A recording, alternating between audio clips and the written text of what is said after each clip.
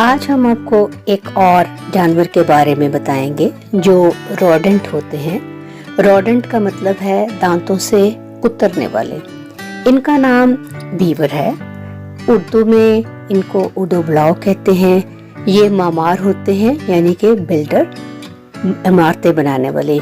ये दरख्तों के टूटे फूटे टुकड़े, कीचड़ और पत्थर लेकर नदी नालों पर डैम बनाते हैं। डैम यानी कि बंद। पानी बंद से बाहर आता है और एक तालाब सा बन जाता है।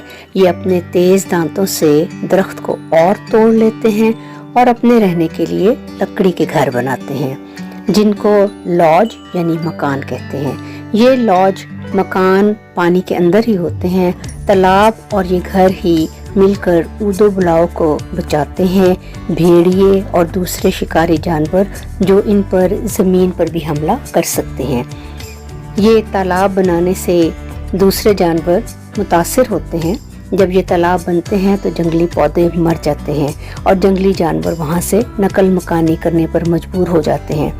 लेकिन मेंढक, मछली और कमल या पंकज के फूल अपनी जिंदगी यहीं पर गुजारते हैं। ऊदोबलाव कुतरने वाले जानवर होते हैं, जैसा कि मैंने आपको पहले बताया।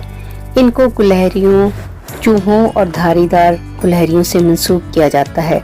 ये शुमाली अमेरिका का सबसे बड़ा कुतरने वाला जानवर शुमार होता है। इसका वजन 70 पाउंड या 31.5 किलोग्राम तक हो सकता है। इसकी दुम गैर मामूली, चपटी और नोकीली होती है जो इसको तैरने में मदद देती है। जब कभी ऊदोबलाव अपनी दुम को पानी पर मारता है और ऊंची आवाज में दूसरे ऊदोबलाव को मतला करता है कि आगे खतरा है, तो ये तमाम के तमाम पानी में छलांग लगा देते हैं और अपने अपने मकान में घुस जाते हैं।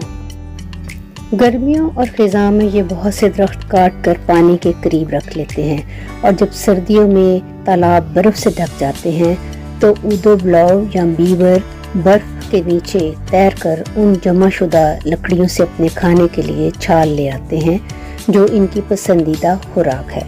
और दरख्तों की छाल ये सर्दियों में खाते हैं।